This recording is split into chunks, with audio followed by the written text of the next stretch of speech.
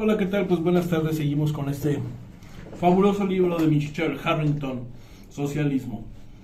Hoy seguimos con el capítulo número 2, que parece más bien un ensayo del socialismo utópico y no una introducción muy sesuda como lo fue su increíble aportación del futuro del presente o el futuro del pasado de Michelle Harrington, el futuro del pasado del socialismo.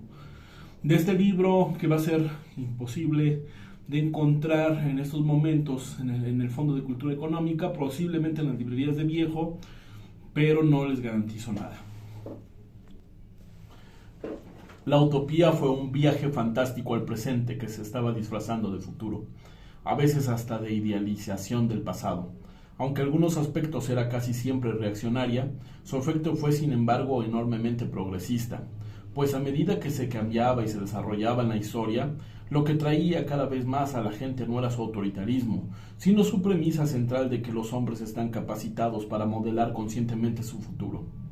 Brillantes lecturas equivocadas de los textos utópicos clásicos ayudaron así a cambiar la realidad. La utopía empieza en la teología de los hebreos. En el desierto y en la especulación de los griegos en sus ciudades. Después de la caída del Imperio Romano, apareció durante unos 7 siglos, pero al desintegrarse el feudalismo reapareció súbitamente como un movimiento de santidad militante. Y luego, tras 400 años de derrotas, finalmente se convirtió en una fuerza pública, del ala izquierda, de la revolución capitalista. En cada etapa de este proceso, la utopía fue hija del presente y no la madre del pasado, pues lo ideal, incluso como teoría pura, no puede liberarse de las limitaciones de su propio tiempo. Hasta los sueños de justicia de la humanidad tienen pues sus requisitos históricos, y eso se aplica más a la categoría, al intento de llevarlos realmente a una práctica. Una de las verdades socialistas contemporáneas más esenciales es que la buena sociedad solo es posible cuando se cuenta con una tecnología de la abundancia, con un movimiento de masas capaz de dominarla. Tecnología de la abundancia, ilustración para dominar esa tecnología y movimiento de masas que se haga al frente de ella. Una buena parte de la tragedia de este siglo se debe, en realidad, a que los esfuerzos masivos que se han hecho para olvidar esta proposición fundamental, desde la Revolución Rusa de 1917 hasta el gran salto adelante de la China de Mao Zedong durante los años 50, hasta la zafra cubana de los años 70, los hombres se han empeñado en forzar con mano de hierro su ingreso al futuro y han logrado a menudo transformar las condiciones de la vida social, pero no han podido ni podrán crear el socialismo cuando no existan las condiciones que les son necesarias. Por consiguiente, los dirigentes de esos movimientos han sido platónicos armados, utopistas totalitarios, que han tratado de imponer a la gente su propio milenario. Sin embargo, no quiero decir que los requisitos del socialismo, tan solo a la luz de la experiencia comunista, después de todo, no se trata de una refutación a posteriori, algunos de los dictadores recientes o actuales, sino en la esencia socialista. Volveré al principio para ver cómo el socialismo, incluso como sueño, no podría ser mucho mejor que las verdaderas posibilidades históricas de la vida humana, para ver cómo, en el siglo XIX, esas posibilidades se volvieron por primera vez utópicas. Karl Marx fue el primer pensador socialista que tomó conciencia de estas cosas, que las formó sistemáticamente y lo hizo en medio de un debate filosófico acerca del significado del significado. Sépanlo o no los hombres que las piensan, las abstracciones del hombre occidental, lo mismo que sus utopías, están inmersas en la realidad de su tiempo y su lugar. Para el siglo XVII, el capitalismo no solamente estaba destruyendo la estructura social medieval de los países avanzados de Europa, sino que además estaba haciendo pedazos toda una visión del mundo, las distantes jerarquías, animal, vegetal y mineral, política, económica y social, habían servido de eslabones de una gran cadena del ser que se empezaba y terminaba en Dios. Pero desde el momento en que el hombre empezó a crear una realidad de su propia imagen, ya no pudo seguir pretendiendo que esa realidad fuese un reflejo hacia la divinidad que estuviese regida por la providencia. Con ello, las normas y los valores quedaron privados de sus bases celestiales. La ciencia, pues, podía probarse en la práctica, pero en las bases que se fundamentaban en la ética y en la verdad filosófica. Vamos a ver qué opinaba ahí Carlos Marx. A sus 19 años escribió a su padre, en la que la filosofía alemana existía una contradicción básica entre lo que es y entre lo que debe de ser, y que se daba cuenta que en esa contradicción no puede ser resuelta en la mente de ningún pensador, porque todos estamos encerrados en las limitaciones de nuestra propia conciencia. Pero había una clase social, dijo más tarde Marx, que por las condiciones de su vida diaria estaba obligada a luchar por un interés propio, que a su vez representaba el interés o la visión común y de conjunto de toda la humanidad.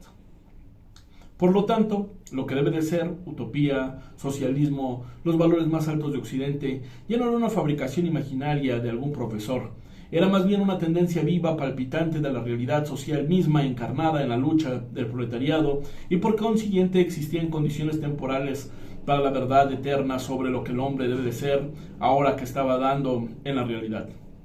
La importancia de esta visión del socialismo, pasado, presente o futuro, nunca podrá exagerarse, aunque la esperanza del propio Marx en la que la clase trabajadora habría de convertir rápidamente en una realidad social los valores de la filosofía clásica alemana haya sido defraudada, por supuesto, desde hace mucho tiempo, no importa, o existe una tendencia al socialismo, la gente tal como es, no entre la gente como debe de ser, el socialismo resulta un fraude, un engaño.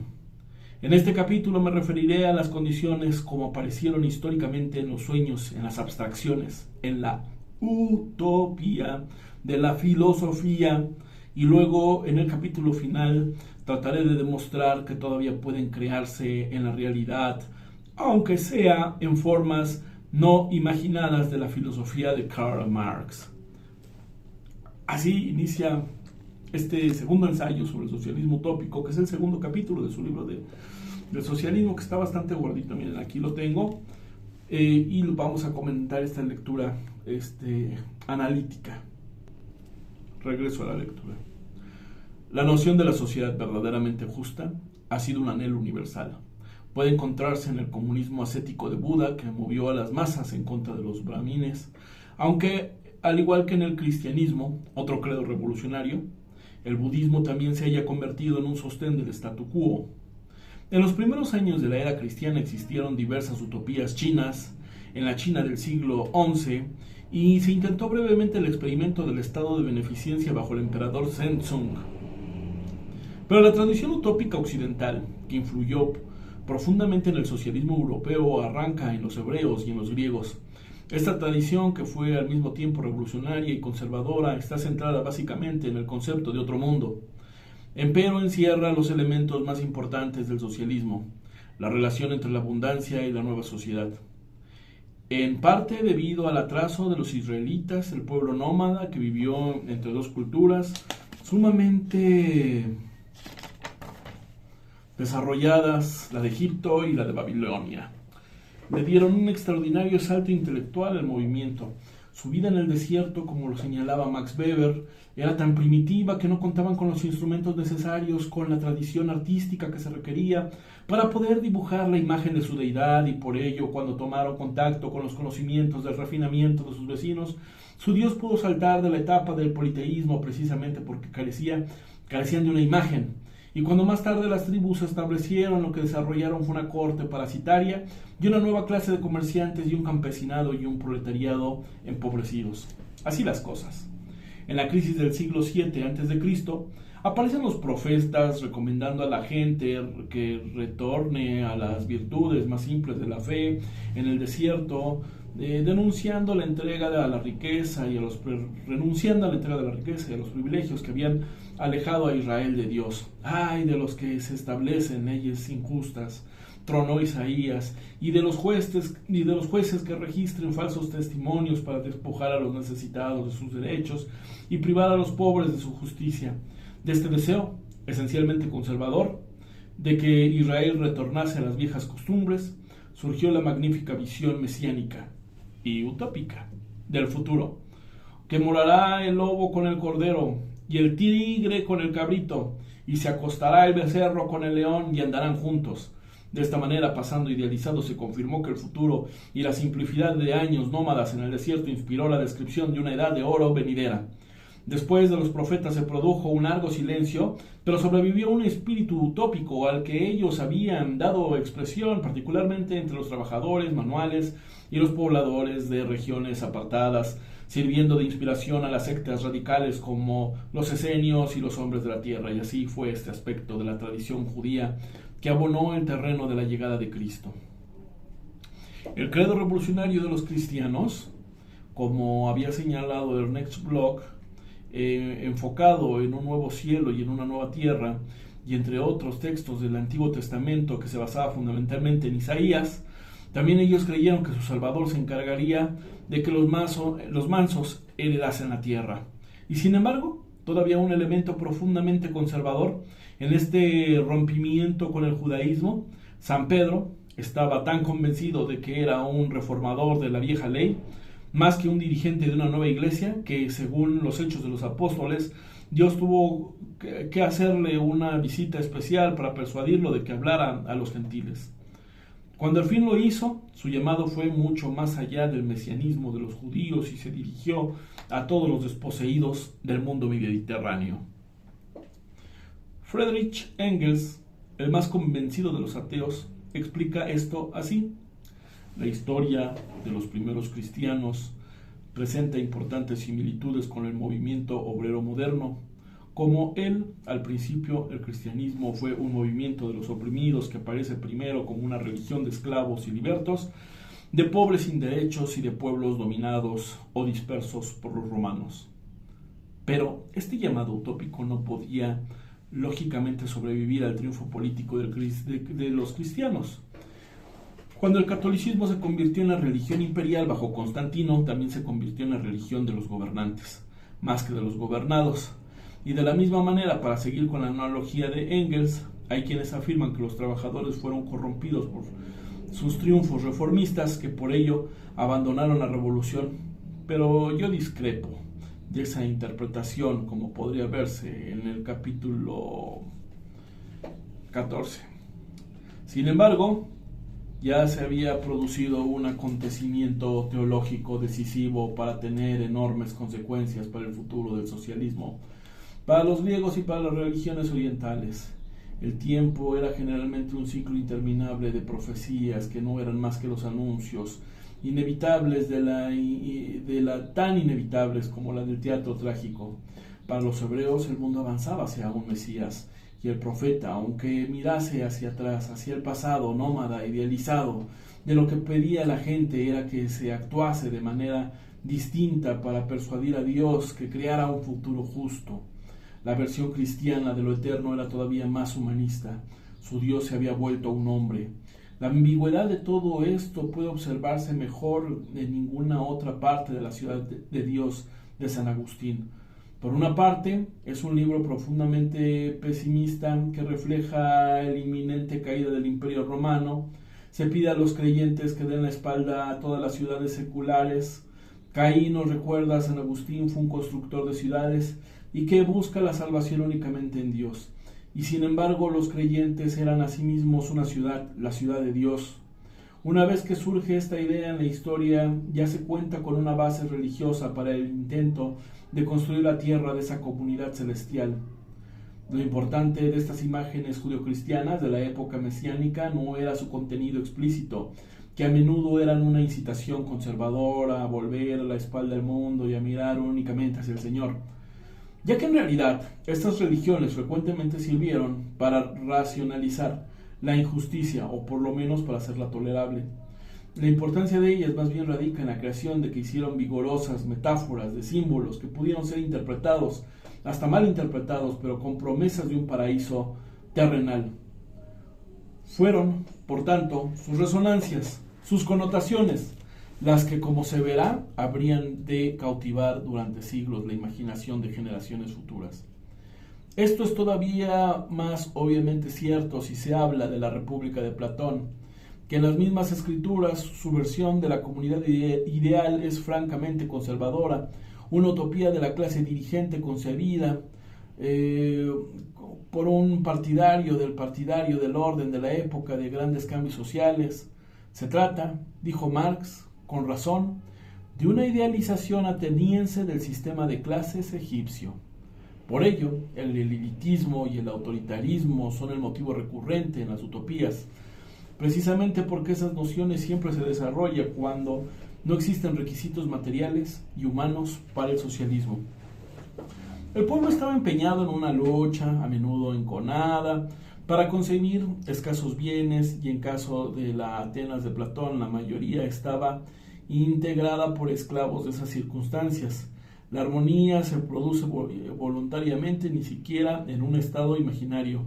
La armonía tiene que imponerse por la fuerza, particularmente cuando se tienen que mantener las injusticias de la dominación de clases.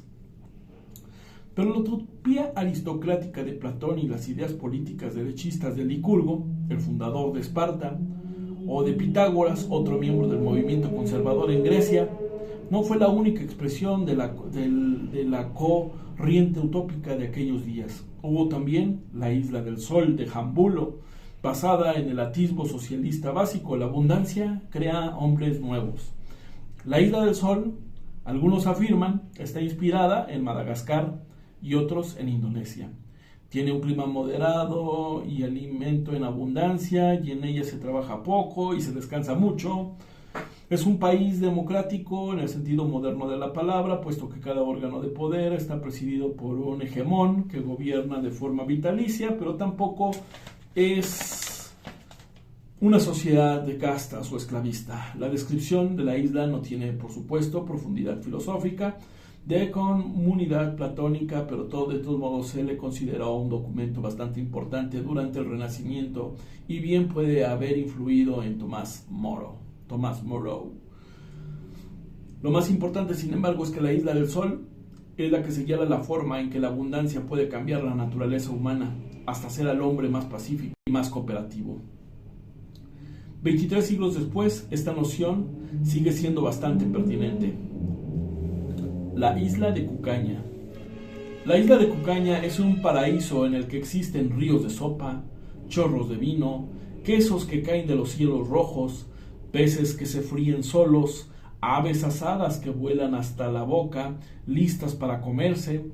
Data por lo menos del siglo IV antes de la era cristiana, en la que en la antigua comedia ática se hacían parodias de ella. Sin embargo, para el siglo III, en que escribió Jambulo, esta idea ya había adquirido más seriedad. Las conquistas de Alejandro Magno, los descubrimientos de los marinos habían hecho una mirada de los hombres se apartase la ciudad para abarcar todo el mundo. El futuro ya podía concebirse como una maravillosa y remota isla que se hallaba al final de un viaje fantástico, y la versión de Jambulo, mucho más realista que la de sus predecesores, incluía un punto crucial: la abundancia de bienes haría que la división del trabajo fuese progresivamente menos opresiva y que con el tiempo libre se convirtiera en la condición normal de la vida humana. De modo que la utopía griega no era simplemente autoritaria como la República de Platón. Aunque ya habían existido fuerzas políticas de la importancia que apuntaban en esa dirección, hubo otros como Jambulo que comprendieron que la abundancia podría revolucionar la vida. Pero incluso Platón, con todo su elitismo, habría de ocupar un puesto honoroso en el panteón del futuro del utopismo militante de la Edad Media. Como lo señaló Ernest Bloch, hubo un equívoco productivo acerca de él, y Platón, como los profetas hebreos, como lo hizo Cristo, se convirtió en el heraldo de la izquierda. Los anabaptistas de Alemania del siglo XVI, para justificar una rebelión, invocaban el nombre del campeón del derecho y del orden. Pero antes de que se pudiesen hacer de esas interpretaciones sumamente selectivas de Platón y las escrituras, la utopía se ocultó durante muchos siglos a la conciencia de los hombres y mujeres comunes y corrientes. Desde San Agustín hasta el siglo XII, este espíritu no tuvo ninguna manifestación importante en Europa. El ideal de la comunidad se había refugiado, desde luego, en un movimiento monástico, y los reformadores trataban periódicamente de recuperar su compromiso original. pero los monjes se vieron amenazados por su propio éxito. Los monasterios fueron casi las únicas entidades de la Edad Media que disfrutaron de una economía de producción en gran escala y por lo tanto, siendo las unidades económicas más eficientes, llegaron a dominar las comarcas en las que se hallaba. Como dijo Karl Kautsky, los monasterios de cooperativas de productores pasaron a ser cooperativas de explotación. La utopía, empero, revivió en el siglo XII. Irónicamente, la razón del resurgimiento fue el florecimiento del capitalismo. El feudalismo había empezado a derrumbarse, pero los capitalistas todavía no triunfaban. El antiguo orden estaba perdiendo su predominio entre la gente, pero no era claro en qué consistía el nuevo orden. En tales circunstancias la gente empezó otra vez a soñar con una sociedad buena, pero ahora sí, el sueño era menos imposible de lo que se había sido en los hebreos en el desierto y para los griegos en sus ciudades. Los hombres tomaron las armas para pelear por ese sueño. Hay en este desarrollo un extraño factor, un factor que aparecerá frecuentemente en la historia del socialismo.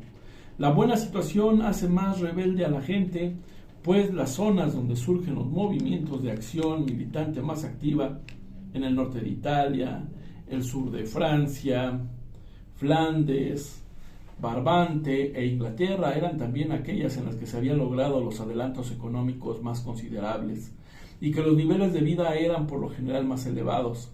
El estudio clásico de Emile Durkheim sobre el suicidio se encuentra una consideración que contribuye a explicar la complejidad. Este importante estudio, pongan atención, de Emile Durkheim, el suicidio, un estudio paradigmático. Como se encuentra una consideración que contribuye a explicar cómo la prosperidad puede radicalizar a la gente. Al obligarnos a ejercitar una disciplina constante, la pobreza nos prepara para aceptar dócilmente la disciplina colectiva, en tanto que la riqueza, por exaltar al individuo, lleva siempre el riesgo de despertar el espíritu de rebelión, que es la fuente de la inmoralidad.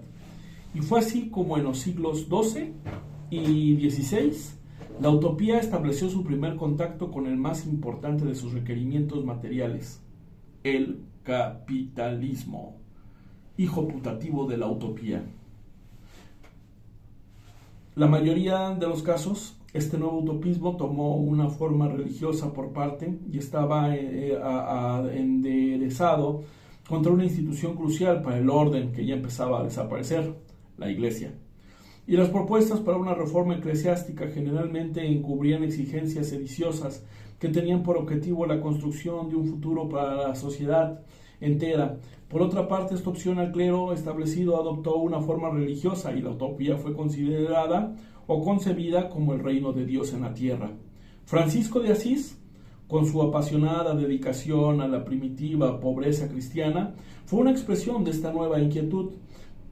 Pero el papado invalidó su movimiento para asimilar los elementos conservadores y excomulgar los radicales. Con Joaquín de Fior, este espíritu se tornó explícitamente público a finales del siglo XII. Sus profecías habrían de inspirar a santos militantes a lo largo de 3 siglos siguientes. Había, según Joaquín, 3 edades de la historia de la humanidad: la edad del Padre, de la disciplina y de la ley, representada por el Antiguo Testamento; la edad del Hijo, del amor institucionalizado en la Iglesia, y la edad del Espíritu Santo, aún por llegar, que era la edad de la anarquía consagrada. Esta visión de la historia siguió viva en Europa, por lo menos durante 3 siglos, que siguieron. Si no supiéramos otras cosas, casi parecería que hubiese habido una conspiración gigantesca. Inmediatamente bajo la superficie de la Edad Media, escribió Michel Freund, había un movimiento místico herético de sectas provenientes de las antiguas herejías que anticipaba casi el protestantismo como el catolicismo. Esta es la tradición que llega no a Martín Lutero, sino a los demás reformadores protestantes que hicieron las paces con los príncipes, sino a Tomás Münzer, el profeta líder comunista de la Revolución Campesina Alemana en el siglo XVI. Obsérvense, si no, algunas de sus interrelaciones. En el siglo XII, los pobres de Lyon siguieron en el sur de Francia a Pedro de Baldo, un comerciante que había entregado toda su riqueza a los desposeídos. A veces se llamaba valdeses a sus seguidores, y predicaron su comunismo cristiano con tal vehemencia que su doctrina se extendió por el norte de Francia, por Alemania y por Bohemia. Los valdeses, un grupo similar a los albagineses, fueron finalmente exterminados por una sangrienta cruzada papal en las primeras décadas del siglo XIII, pero su espíritu había enraizado en el norte de Europa, en Francia y en los Países Bajos, y surgió creciendo. Los hermanos y hermanas del espíritu libre atacaron tanto a la propiedad privada como a la estructura tradicional de la familia. Hablaron del advenimiento del reino del Espíritu Santo a la manera de Joaquín. En el siglo XIV, la teología radical pasó de Holanda a Inglaterra, donde el teólogo reformador John Wycliffe se lanzó contra Roma, contra los bienes de la Iglesia. Sus ideas inspiraron un movimiento lollardo que surgió en 1381, encabezado por Wat Tyler. Este movimiento fue derrocado por Ricardo II. Engañó a Tyler con la promesa de abolir el feudalismo, pero las ideas de Wycliffe ya habían llegado hasta Praga, donde Juan Hus hizo suya la causa. Hus, como Wycliffe, contó con el apoyo de algunos intereses poderosos de su país, incluyendo a la reina Sofía y al emperador Wenceslao, pero sus enseñanzas eran tan subversivas que más tarde fue acusado de herejía y desafortunadamente ejecutado. En el movimiento siguió Hus hubo dos tendencias. La más conservadora de ellas se contentaba con pedir una iglesia nacional y la secularización de las tierras episcopales, pero incluso esa tendencia tenía un aspecto social, pues exigía que la comunión fuese dada a los fieles en forma de pan y vino. Era este un aspecto democrático que ya constituía un ataque a la dominación ritual del clero sobre los feligreses, que tomaban la comunión solamente de forma de pan. Pero la tendencia revolucionaria de los taboritas, llamados así por la ciudad bohemia de Tabor, en el centro de su fuerza, pugnaba por la abolición de todo el orden feudal. Cuando Tabor fue tomada, la agitación de este sector apareció sin que antes hubiese tenido sus efectos en el resto de Europa. Todos somos husitas, diría Martín Lutero en el siglo XVI, pero los husitas, como acabamos de ver, estaban divididos en dos campos. Lutero se identificó claramente con el ala conservadora. Fue Thomas Müntzer, el líder del levantamiento campesino alemán, quien mantuvo la posición radical de los taboritas. Como Karl Kautsky había señalado después, Müntzer fue uno de los hombres que destacaron al iniciarse en el movimiento socialista moderno. El otro fue Tomás Moro. Lutero denunció Müntzer había hecho con los claustros un regalo bohemio a la nobleza. Este ataque tuvo eco entre los campesinos, los cuales, después de obtener algunas ventajas del desarrollo del comercio, venían ahora con la amenaza de su nuevo nivel de vida. Müntzer predicó una especie de humanismo ateo, socapa de la religiosidad profética. Dijo que la Biblia no era la última palabra, puesto que el Espíritu Santo seguía estando vivo en los hombres. El eco de Joaquín no es un accidente, era uno de los patronos oficiales del movimiento de Müntzer, y por ello los hombres deben hacerse dignos de Dios, aquí y ahora construyendo el reino de los cielos en la tierra, en el cual la propiedad sería común, y no deben pensar en el infierno, puesto que esto se inserta en una doctrina destinada a distraer de sus tareas mundanas. Estas ideas del patrimonio utópico de todos los movimientos medievales que se remontaban hasta Joaquín no pudieron, sin embargo, inspirar un movimiento político efectivo. En 1525 Müntzer estableció Mühlhausen, en el que intentó instalar un régimen comunista. En unos cuantos años la rebelión había sido aplastada y miles de personas, incluyendo el propio Müntzer, habían sido ejecutadas. Entonces, en el periodo que surge el capitalismo, el quebrantamiento del orden feudal dio lugar al noble espíritu utópico que se extendió en mayor parte de Europa. Ese espíritu no pudo de todas maneras crear una nueva sociedad socialista, porque lo mismo que Müntzer, los profetas más militantes descubrieron que el campesinado deseaba esencialmente era la propiedad privada en forma de tierras para cada quien. Hubo un patos profético en este fracaso que Friedrich Engels captó en el análisis, un análisis brillante. Obviamente este análisis se aplica a Munzer en el siglo XVI, pero también pudo haberse escrito acerca de Vladimir Ilich Lenin en los últimos años de su vida, acerca de algunos líderes del actual tercer mundo. Lo peor que le puede pasar al dirigente de un partido extremista, escribió Engels, es verse forzado a tomar el poder cuando la situación todavía no está madura para que domine la clase que presenta y para que se apliquen las medidas del dominio que esa clase requiere. Lo que puede hacer no depende de su voluntad, depende de cuán lejos haya llegado el conflicto de clases y de cuán desarrolladas estén las relaciones de producción e intercambio que sirven de base a la lucha de clases, pero lo que debería hacer sí está ligado a sus doctrinas y aspiraciones originales. Lo que puede hacer contradice todos los principios y posiciones previas, así como el interés inmediato de su partido. Lo que debería hacer es imposible. En una palabra, se ve obligado a representar no a su propio partido, a su propia clase, sino a la clase para cuyo dominio el movimiento esté realmente maduro.